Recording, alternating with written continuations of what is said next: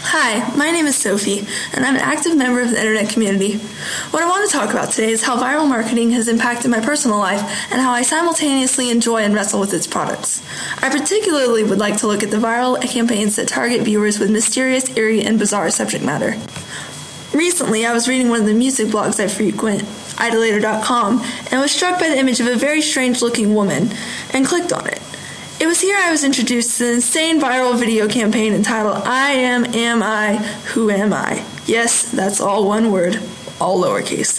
Before hearing about iamamiwhoami, I only associated the term viral marketing with the ad campaign surrounding the sci-fi box office bust, The Fourth Kind, which I will address later. So I began doing some exploring on the topic.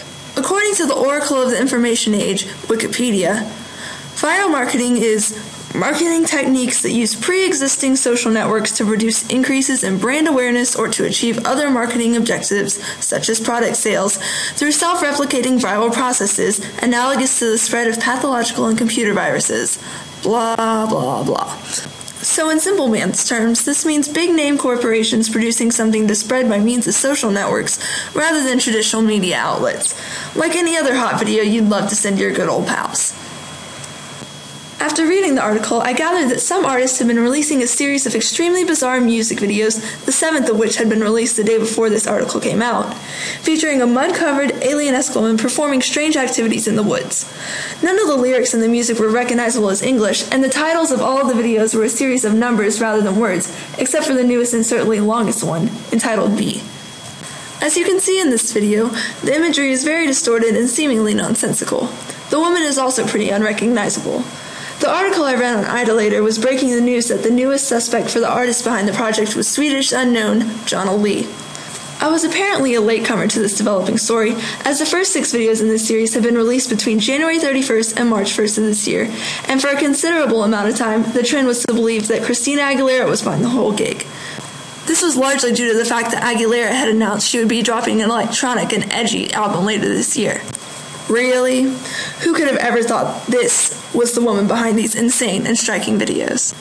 After going to the I Am YouTube page, I saw several comments bashing other news sites and alleging that trashy celebrity dumpster live journal blog Oh No They Didn't, or ONTD, had broken the Jonna Lee story a day or two before.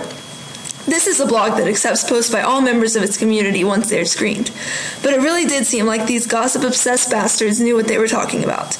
There were photos comparing the teeth of the girl in the video to those of Jonna Lee, the faces of her band members to the distorted ones in B, and even a twit pic from Jonna's Twitter months before that slightly resembled the set of the videos. I began to follow the story obsessively and send the videos around to my friends. I was hooked. However, no new information came out other than more small tidbits seeming to confirm Jonna as at least the actress in these videos. I grew tired of waiting around for more information, became a fan of the iamamiwhoami page on Facebook, and just waited for new video releases. The last few videos have come out exactly 1 month from each other. In my opinion, far too long to keep people interested on the internet. Comments on the official YouTube page and ONTD both began to grow sour, particularly since all of the Christina Aguilera fans gave up and left. It seems everyone feels the mystery is dead now that Jonna is agreed upon as the face of the campaign, and that a reveal is long overdue.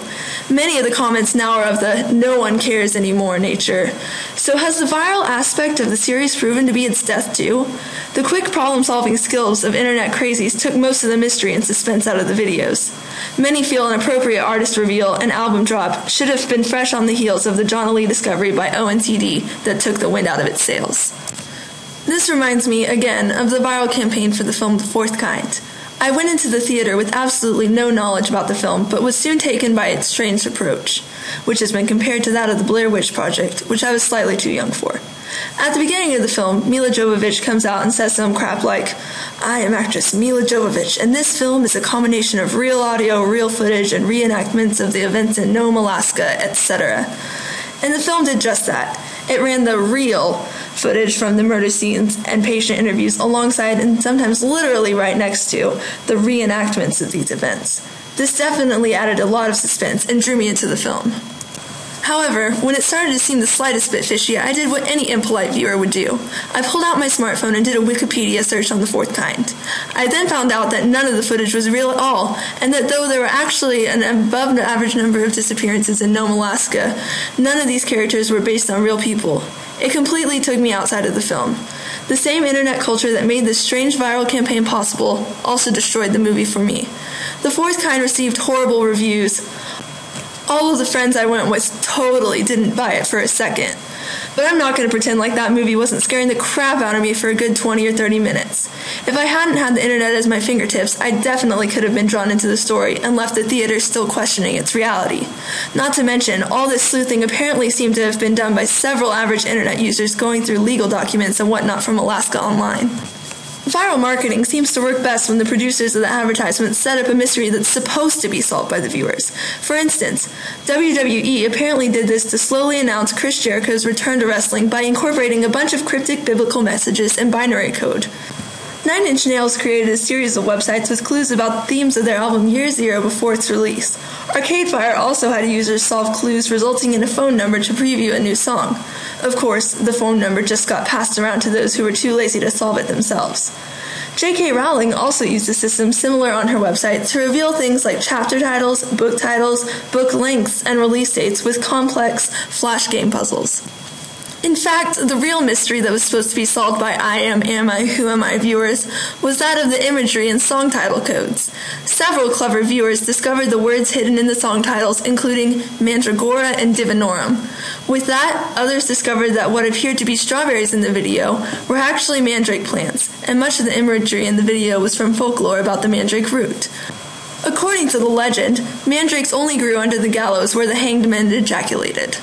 Nice.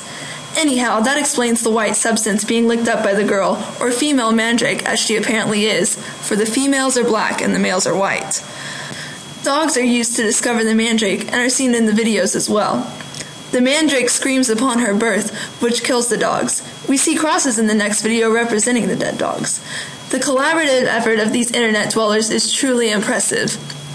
Piece by piece, various users across the net unraveled many of the mysteries in this series.